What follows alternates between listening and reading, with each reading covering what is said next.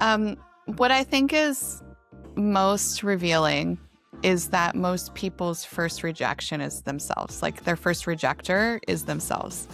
And a lot of authors never even get past their own self-rejection to move forward in their book projects, which I find incredibly sad. The number of conversations I've had over the years with amazing people with incredible stories, with so much value to share. I really believe every single person has a book already within them. You are listening to My Rejection Story, hosted by Alice Draper. Welcome back to another episode of My Rejection Story. Today, I am joined by book coach Stacy Ennis, and in the green room, she was telling me that a lot of rejection stories came to mind. So my first question for you, Stacy, is what is your earliest memory of rejection? Well, I knew you were going to ask this because I've heard you ask other guests, and it really was an interesting journey to try to go, okay, how early is my earliest rejection? So I have two that are kind of in the same age range. The first one was in second grade, and it was actually a rejection by my best friend's mom. And she just really didn't like me to the point that I ended up getting moved to another classroom at my small private school, small Christian school, so teeny tiny little community. And when you get rejected by an adult in a community like that, that kind of, it's like you have like a letter on you, you know? So I experienced this really early rejection for no real reason. I was just a little kid that was really hard to work through. And I think also because of the community we're in, I never got like therapy for it or any support or really understanding why it happened. I was just kind of like kicked out of the classroom and moved to a new space. Of course, then I learned a lot of resilience. I learned how to make new friends. I learned how to stand up to bullies because this teacher also, or this parent also volunteered at the school. So she would like corner me alone and bully me when other adults weren't there and other kids weren't there. And then say I was lying later when I would try to get help. So I learned how to protect myself and how to stand up to somebody that was picking on me for no reason. So I think that that was like kind of horrible, but also really formative. And then the other one was around the same year related to writing, which I know we're going to talk about a lot today. In the United States where I'm from Idaho, and pretty much I think every state has writing contests that you enter as a kid. And so I entered a poetry contest for the state of Idaho, and I got second place, which was like a rejection and a win in one. So I placed, which was really exciting, but I didn't win. And my other best friend at the time won. And so that was kind of an interesting experience because it was like an encouragement because I felt like there was something there and, you know, somebody saw my gift that I hoped I had. But at the same time, I was rejected from that top spot. So I think I got a little chip on my shoulder as well. Like, I'm going to prove you wrong.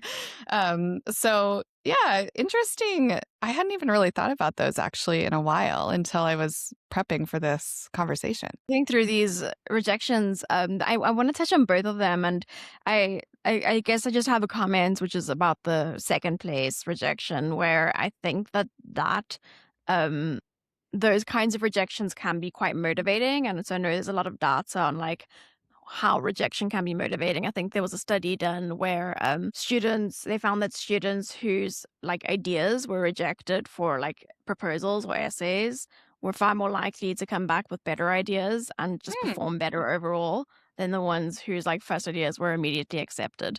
So it's that because I could relate to it, and like I'm obsessed with writing. I've always been obsessed with writing. I think we share that in common. I remember being rejected for this like travel internship, not necessarily internship, it was like a conference where they would send writers to Edinburgh for like 3 days. And that I wasn't just rejected, but someone I knew had applied for the same thing and got it. And that was like a very painful but motivating rejection where I was like, I'm going to work like really, really hard to prove myself in this domain. So that's just what I wanted to comment about that. But then your first rejection, I also like that sounds brutal, and that sounds the story of the friend's mother bullying you.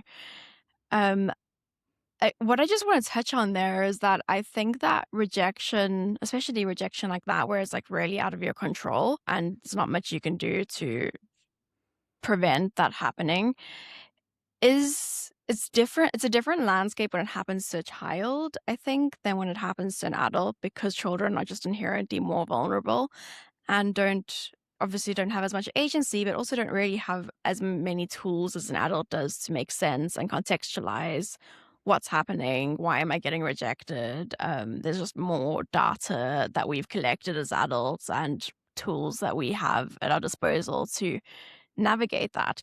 So I want to dive a little bit deeper into that because you touched on it giving you some resilience and kind of being able to protect yourself better. And I'm curious how you did that and what kind of support, if any, you had to navigate that at such a vulnerable age. Mm.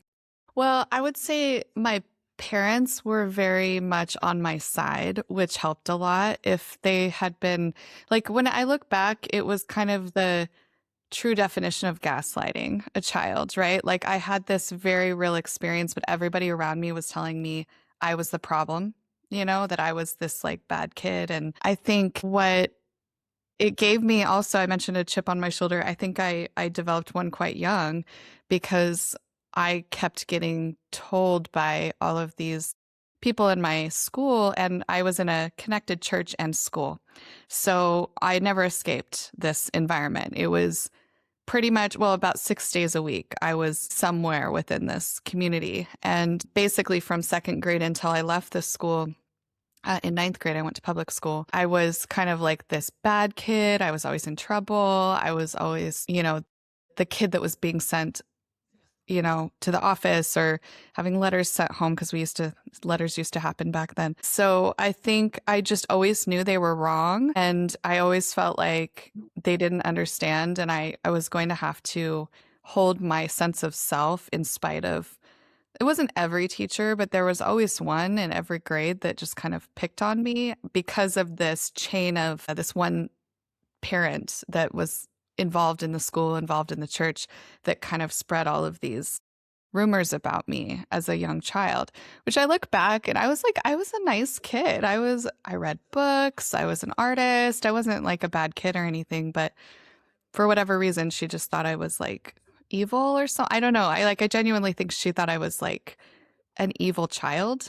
And so that became kind of this thing that was on my back for the rest of my school at that place. And I knew that wasn't true, and my parents knew it wasn't true. And it wasn't ever present, but it always showed up every single grade, every single year. I'd think, oh, I get a restart this year. Oh, I get a fresh start this year. I'm going to a new campus this year. And it never did. I think that when you're in an environment where nobody sees you as who you actually are, you start to go like, well, they're wrong and I'm not going to let them keep me down. I'm going to just do my own thing. And so I don't know. I think that I just kind of thought it was ridiculous. Like, I never took it really to heart. I think once I got older, when I was really little, I would cry. I remember at one recess, this parent, like, I was alone. It was like in an open field. All the kids were across the playground. And she was standing there just yelling at me because I don't even know why. I don't even remember.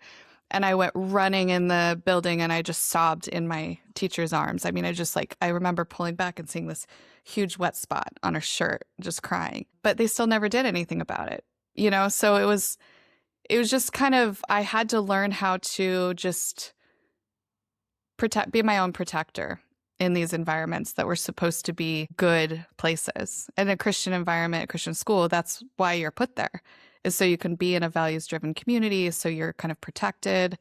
And it wasn't like that for me. So I don't know. I don't think I've unpacked this. This is maybe like me unpacking some of this. I've never really thought this deeply, I think, about this, but I certainly think it's informed a lot of who I am. And I think now, today, as an author, as a creator, when you get those mean comments or somebody doesn't like your work, you're like, what do you know? You don't know anything. Because I think I just earned, but developed some of that early resilience that got me through those times. Because otherwise, I think I would have just broken under the Yeah. pressure if I didn't develop a sense of self and resilience.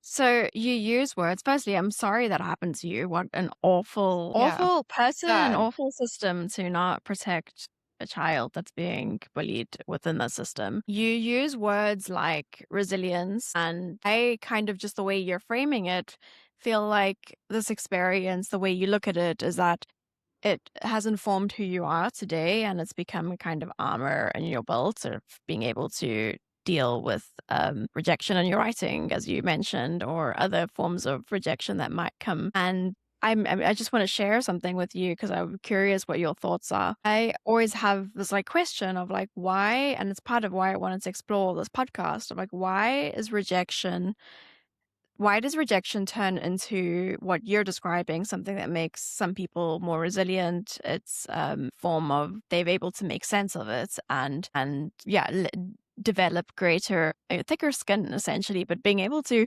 kind of navigate the world differently because of those experiences.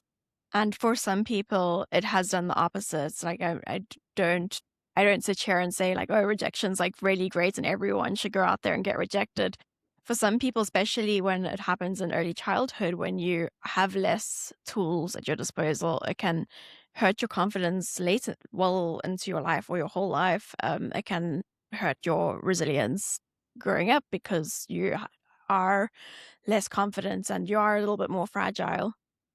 And so what I'm leading up to is a theory that I heard from Esther Perel, who is a relationship therapist, if anyone doesn't know. And she talks about in her coaching practice, sorry, her therapy practice, the difference between people who have greater resilience and those who don't. What she has noticed is that those who have greater resilience have always had at least one person in their corner that truly believed in them Mm. and were kind of just there to say, like, yeah, it sucks, but you're going to get through this, or whatever is happening externally is not a reflection of you and your self worth. And so I'm curious if you think that your parents were those people in your corner. Do you think your parents played a big difference in terms of how you got through and navigated that awful experience? I really like that theory. I think it seems very true to me because I was just thinking through some of my authors that I've worked with as, as a book coach, and my first thought was like, oh, it must be privilege that plays into that. And then when I started going back through some of the amazing authors I've worked with, I'm like, no, but that's not like universally true because I've worked with a lot of authors who came out of poverty, who came from underrepresented groups. And I think you're right in those cases that they did have somebody. There was either it was a friend or friend's family or it was a parent's.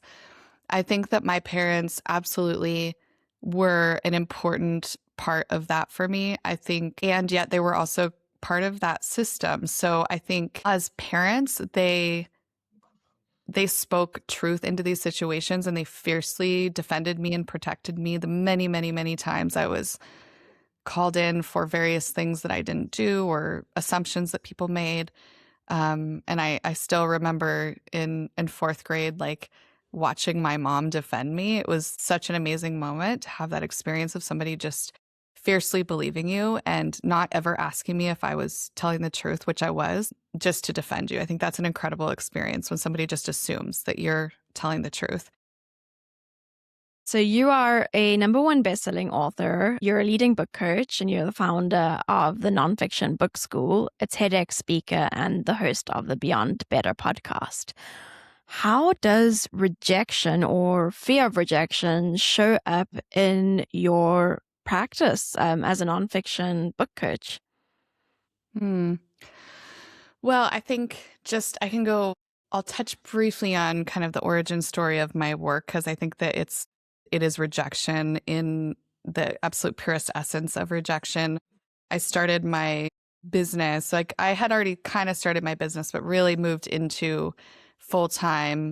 work in the field of writing and publishing by doing a 30 query letters in 30 days challenge for myself. And at the time, that took about 3 to 4 hours because we didn't have, LLMs. We didn't have, like, it took a long time. You had to read the publication, figure out who to pitch, write the pitch, revise it, email it. Um, and so I had either 29 nothings or rejections, and I had one acceptance, one out of 30. And that was the first real paid writing opportunity outside of my internship that I'd had before and a couple small things. And so that for me is just such an important foundation for how I approach everything in everything that I do. I think if I were to now fast forward, 15, 16 years, a lot of the authors that I support are from groups that are gatekept from reaching readers. These are, writers of color, writers with visible or invisible disabilities, not always. I work with a ton of very traditional founders but they're empathetic, big-hearted, curious individuals. They're leaders. They want to step into their purpose in a deeper way. And so whether or not they have been traditionally rejected in the, traditional publishing path, or they're just kind of their whole life has been a series of overcoming rejection, being the only one in a room. I mean, this is just the pulse of everything I do, really, is getting these voices out to readers that need their work. So, yeah, I feel like it's very, very connected to my work today. Yeah. There are so many different directions I want to go in. And also, I very much relate to the 30 query letters in 30 days. So Yeah. my career started with a 100 rejection challenge. And that was like Ooh, I like beginning of that. all rejections. I don't know if they still exist, but I don't know if you were ever familiar with the binders groups. And it was through a Facebook group that I discovered that there was this rejection challenge and that it was being done in community, and that writers with way more experience than me were celebrating their rejections. And so I feel like a lot of things came together, but I learned how to send pitches out there and not get like hung up on each rejection, but rather get focused on the output. So there's something about building skill sets, getting the repetition in, and building the resilience to keep doing something, even though there are a lot of no responses coming in, which can be even. I used to celebrate the rejections, so like very much related. Be like, wow, they wrote back to me. They said no, not this time. This is amazing. Yeah, any response is welcome. Like, please. The door is now ajar, and yeah, no LLMs back then. So as I was looking at like preparing for this episode, I saw a survey. I think it was on one poll that there was a survey of 2,000 US people, US adults. 55% think that they want to turn their like life story into a book or movie.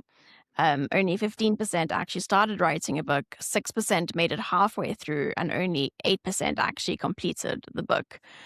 Talk to me about these numbers. So, a lot of people want to start a book or create a book, and very, very, very few actually do the thing. Is fear of rejection at play here, or is there anything else that you see in your practice of what stops people from actually writing books?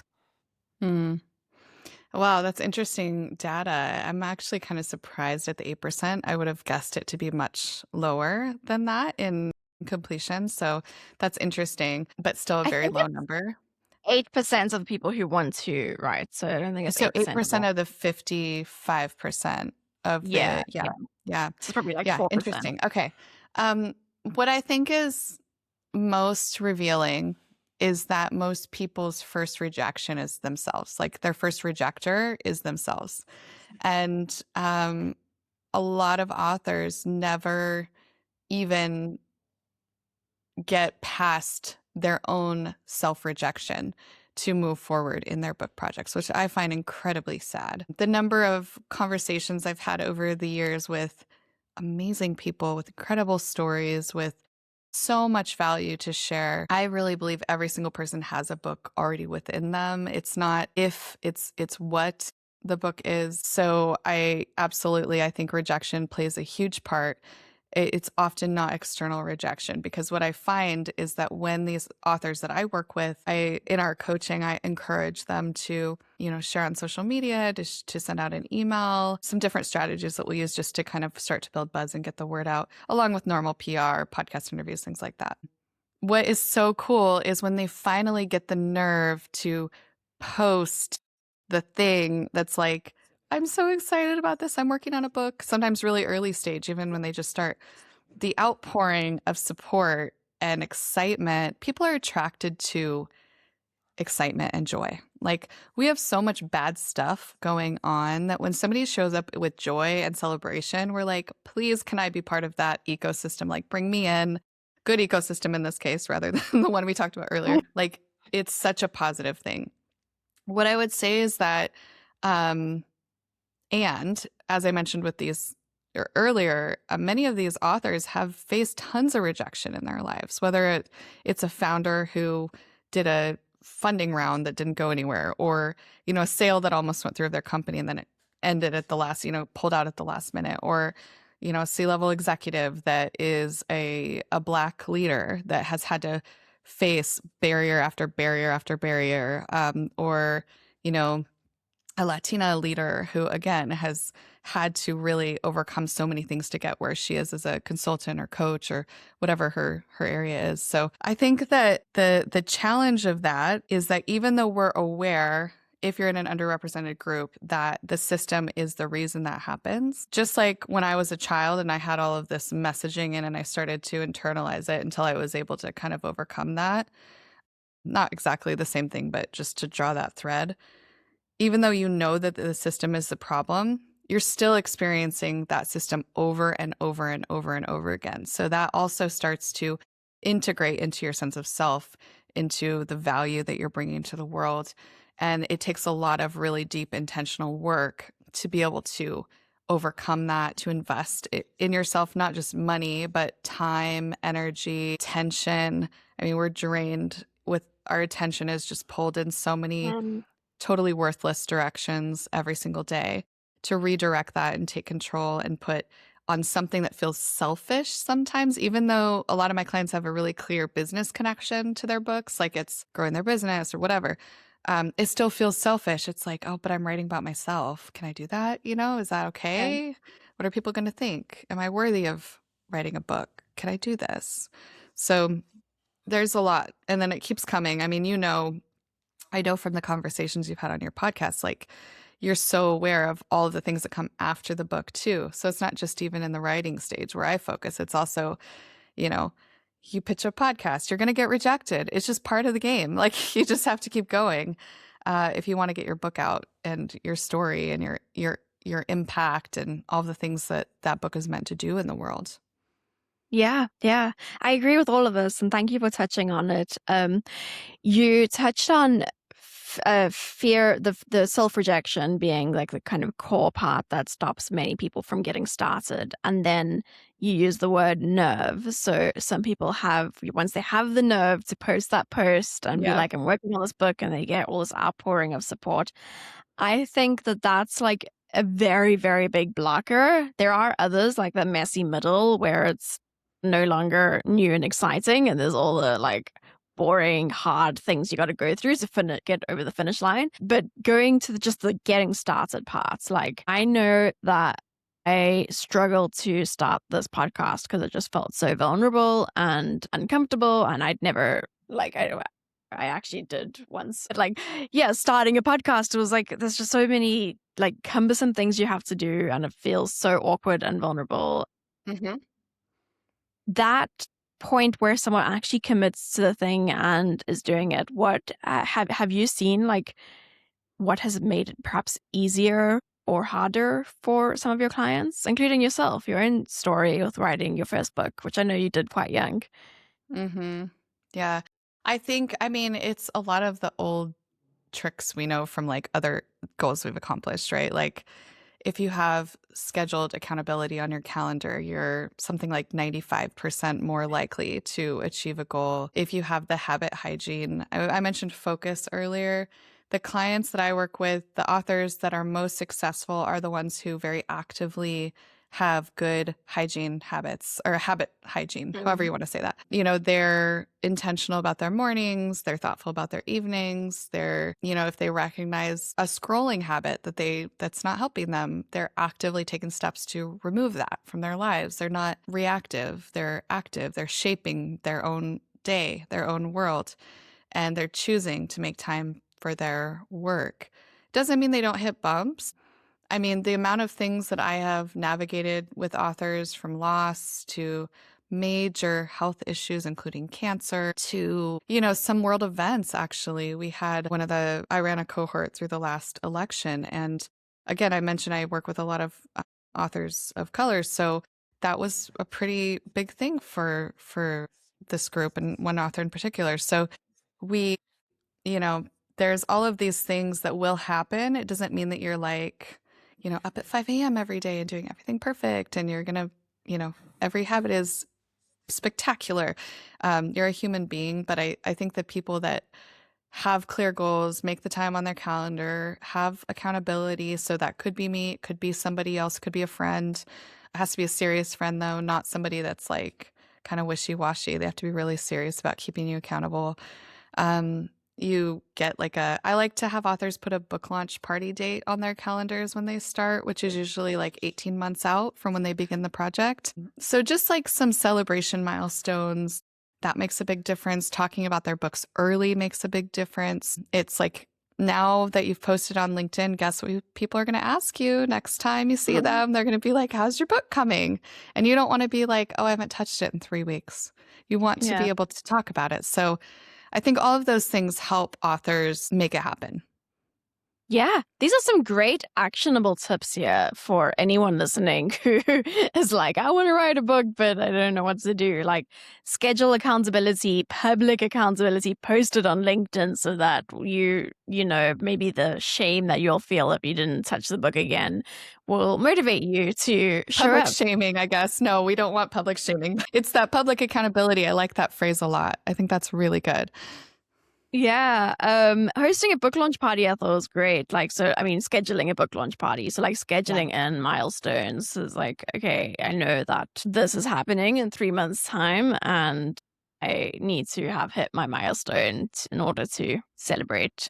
I don't know, getting 20K words in. Going back, Stacy, to when you wrote your book, do you remember like the messy middle where like, okay, you've that dopamine rush of like getting started, having the concept, or I think you had a book deal, so getting the book deal, but now things feel less exciting, they feel less novel, and there's just a lot of hard work and discipline and just continually showing up that you have to get through in order to finish this book. Do you remember that phase, and how did you get through it? Oh yeah, I mean, I remember it so well. It was a long time ago though, because I my first book came out in 2013, and it was, yeah, oh gosh, I do remember. Now, just to add pressure, it was a book on book editing. So like no pressure on that, right? My first book. And I think when I look back on it, I think I over interviewed, over quoted people, because I was 27 when the book came out, and it just felt, I didn't trust myself enough, I think, as an author. So I brought in so many experts. I mean, it really was valuable. It was valuable for me too. But I think I went through 7 drafts of that book. I mean, that is a massive amount of drafts. It was so much work. I had a great editor, really great experience in that process. Now, because I've since then ghostwritten or co-authored 17 more books, so 18 total, and I'm working on my 19th one now. Um, One of the things that I've learned and I coach my authors on is energy preservation through the writing process. So when you're writing your first draft, just write your first draft. Don't get on the hamster wheel of editing. When you're editing, focus on the particular stage of editing that you're in and avoid over focusing or belaboring your editing process. So I guide authors through how do you focus your self-revision before it goes into editorial? Okay, now it's an editorial. How do you work with your editor? And then I'm always coaching them, save your energy, because there will be a point where your brain is done. It does not ever want to see this book again. And all the words are blurring together. And what we're always looking to do is like kick that out.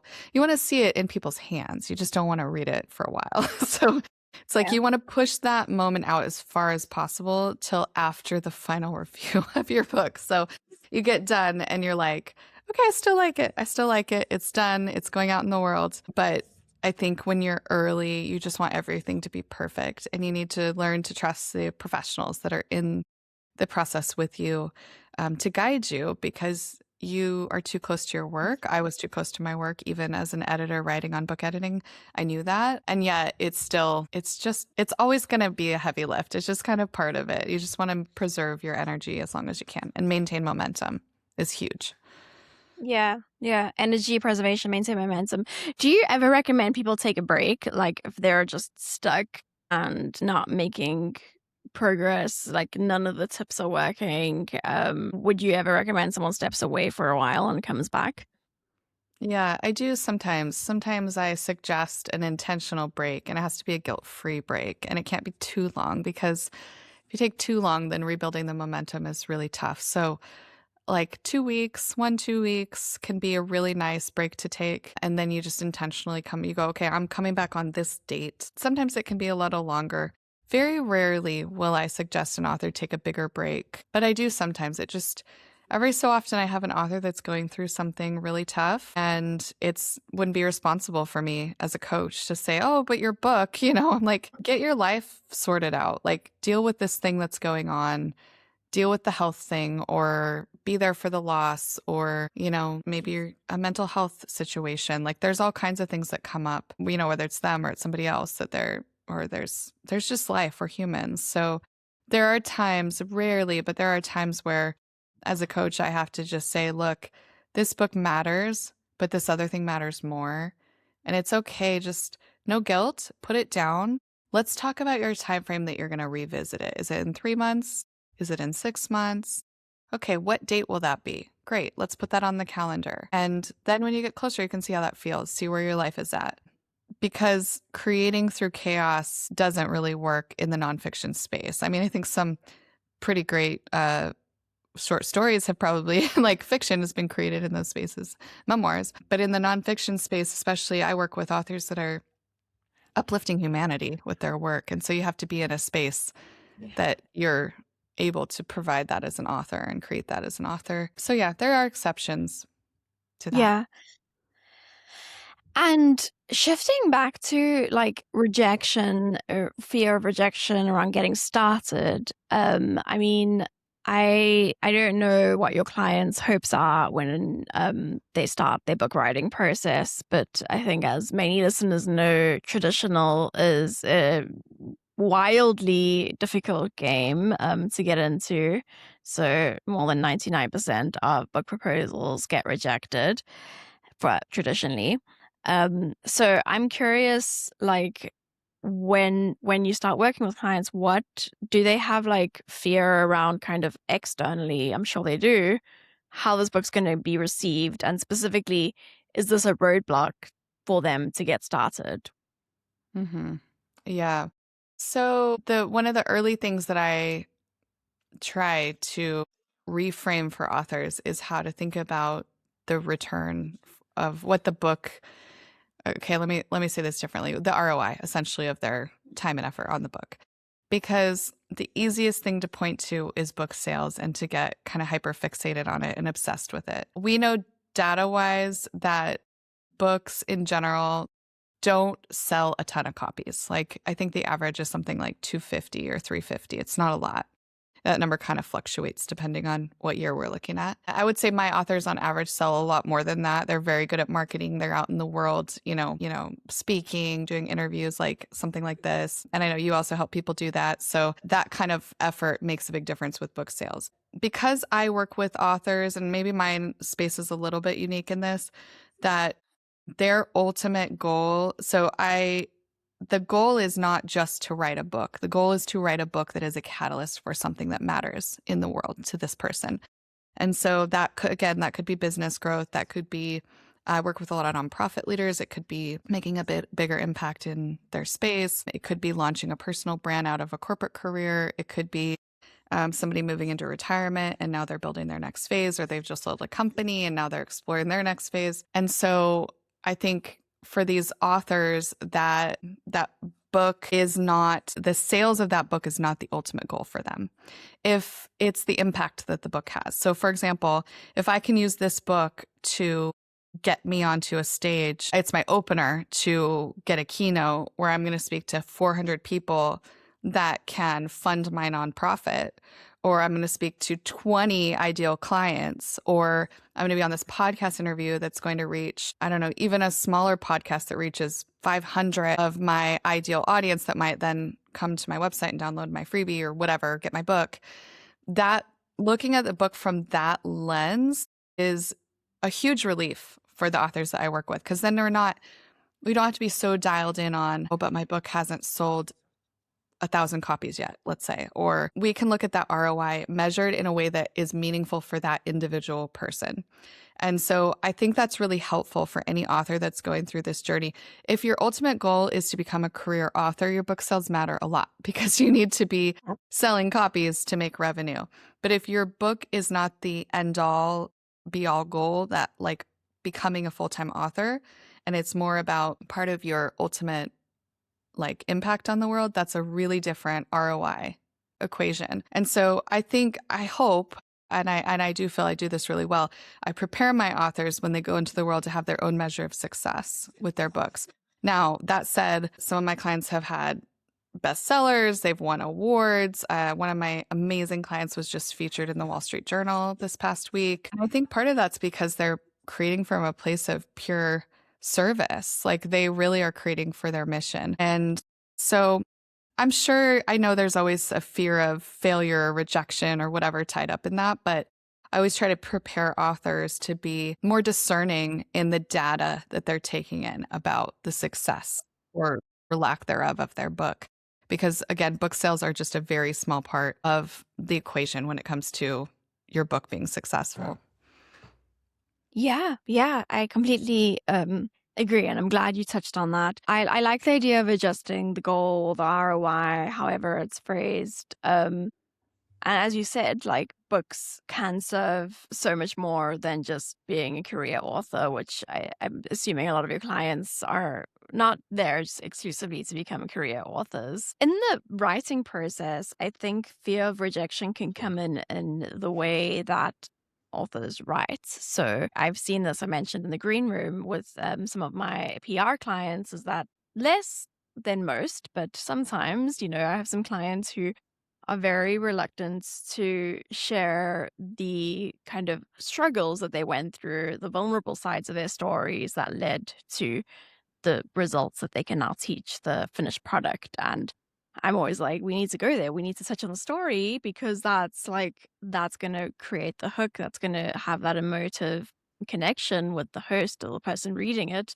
Does that show up in your work as a coach where you struggle to or your clients struggle to really get to the heart of the story? I would say it's a journey for most people, especially people that are coming out of corporate environments that have stripped all of their writing, of all personality, all uniqueness. So they're kind of journeying back to themselves, actually. When I work with authors, whether it's private coaching as they write their drafts or they come through my book writing group coaching program, I really take them through an exploratory process to uncover these. I try to think really whole scope as a human. So rather than just going like, I'm an expert in whatever thing, and so I'm going to write a book on this thing, we try to really get your whole self out there and find some of those patterns and unique pieces, the stories, the voice. But yeah, absolutely. I think everybody struggles with this. What I think is a magical part of the process is when you arrive at that thing, we always work on creating a really crisp and resonant core message. And then I help authors build out an overview of their books and then plan their books. And so make sure that their book architecture is really compelling. It's sequenced correctly. It's engaging. And so as you architect that, and when you get that outline created and you have this resonant core message and you understand your audience and you know your unique story and you're starting to develop your voice, but that sometimes takes a few chapters. So for anybody writing, like, don't stress out. Just like it might click around chapter 4 or 5. It's fine. And then you start to get in it. Like that's an amazing feeling. And so I think a lot of people are so disconnected from their own stories, actually, and their own voice, their own thoughts. I mean, again, this distraction world that we live in, we have very little empty space to just be in our own heads. And so Yeah. this process that I take authors through is really like a journey of introspection and clarification and then creation. And when you go through that process, you will find it, but you have to be willing to go through the muck and the mud a little bit of the creative process. It's also why I strongly advise my authors not to use any AI in the early ideation process. Actually, I don't really want them to use any other than like research. And there's some other use cases we talk about in our program, but it shuts you down so quickly from yourself. And this should be a journey of self discovery and clarification. If you're outsourcing and getting opinions, whether it's a human opinion or, like a collection of data giving you an opinion back, that is shutting down that discovery process. And you have to be willing to struggle a little to get to the uniqueness and the clarity. And I mean, that's just how the human brain works, but you'll find it. So anybody that's struggling out there, like you'll find it. You just need to keep on that journey of clarifying and discovery. Yeah. Thank you for touching on that. I like, the introspection, clarification, and the AI piece because I completely agree. I've seen it in big projects I've done. Well, I haven't written whole books, but I have done big writing projects, and that struggle is awful. And as much as you want to just be on the other side, there is always this like moment when it all clicks and it's like, ah, Yes. and it all Yeah. comes together. And if you are outsourcing all of that work to AI, you are essentially not creating anything different or new. You're Yeah. just regurgitating what else is out there in the world. And my last question before we wrap up, Stacy, is I want to talk a little bit about the fear of rejection now that the book has been born and it's a baby in the wild, and people have to do things to get this book in people's hands. So maybe they have to go on podcasts like what we do, or go pitch TV channels, or host book launches in their hometown. There are, and when I look at people I know who have been really successful with book launches and those that aren't, for me that clear distinguisher has been those who treat their book like a marathon and they continue to promote it even years down the line, versus those who kind of like, hey guys, I have a book, and then they like forget all about their book like a month or two down the line. But it's scary and vulnerable, and no one wants to go out there pitching themselves and begging people to read their books. So talk to me a little bit about the fear of rejection that can show up in the promotion stage. Hmm. Well, I'll come back to that, but just to go into the earlier stage, that I think this is really important is that um, your book should be the best book that you can write with the skills and support that you have and the resources that you have. And when you create, it doesn't mean it needs to be the world's best book because it probably won't be. Just realistically, there's some pretty great books out there, but it does need to be your best book. It's a lot easier to stand beside your best book and your best expression and the best work you can do than it is to stand beside something that you didn't do your best on. And I meet a lot of authors who didn't do their best on their first book, and they either want to redo it or they want their next book to be a very different experience where they did it right. Um, and I think that's where you need to start actually is in the early stages, doing your absolute best work that you can do, hiring as much support as you can with the resources you have, and really showing up. Because then later, when you move into the promotion stage, and of course we'll get rejected by things because you can't get accepted for every single thing, you'll be able to stand beside that for the long term. When you're really proud of your work and you really believe in your work, it's so much easier to talk about it. It's so much easier to go, Hey, can I send you a copy of my book? I think you'd love it. Or send it maybe to potential clients, or include it in your speaking fee, or, all the things that you can do to keep getting that book out into the world. And a great book also has longevity. It has shelf life. It's a business brand impact sustainability tool. My last co-authored book, it's been like a while. I'm working on my next book now, but my last book was published with my co-author Ron Price in 2018. We just won an award for it a few months ago. So, I think that just gives you a sense that a book that's well done stands the test of time. It will be an asset to you for the long term. And I mean, think of also all the books that are out there that have been around for like 30 years that are still on bestseller lists. So I think it actually starts pretty early and being really proud of your work. And it makes it so much easier to keep talking about it, to share it because you believe in it. Yeah, yeah, yeah. I love that. So doing your best and creating something that can stand the test of time. Does that make it easier kind of going into the promotion stage and getting the book out there? Do you think that being proud of what you've done makes it easier to handle whatever rejection might come in terms of when you're pitching places to talk about your book or to promote your book? Absolutely. I think, like I said, you will get rejected. You will pitch podcasts that won't offer you a spot. You will send in a article pitch that won't get picked up. But you'll also have some really cool things that happen too. But they will only happen if you keep putting yourself out there. And I do think if you're really proud of your work and you believe in your work, of course you're going to show up like you're like, well, it's your loss. I'll go find the next place that's going to want this amazing thing that I've done. But then there are some things that have to be done for that to be true.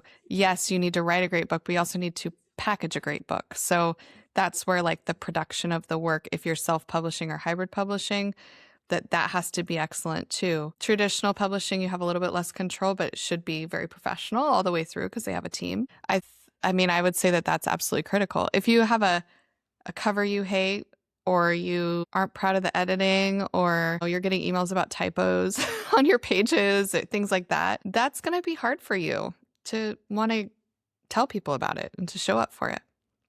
Yeah, absolutely. I had Gay Hendricks on this podcast. He wrote The Big Leap and um, a couple of other well-known books, and he spoke about how this is traditional, but it speaks to what you're saying. The editor he'd been working with was fired at the last minute, and a new editor came in, and they ended up going with I think it was a title or a cover that he hated, and he felt like totally misaligned, and that he just didn't want to promote this book. Like he didn't have any, like, drive or passion because what ended up coming out was not what he felt proud of and not what he felt like was his best work, which I think speaks to what you're saying.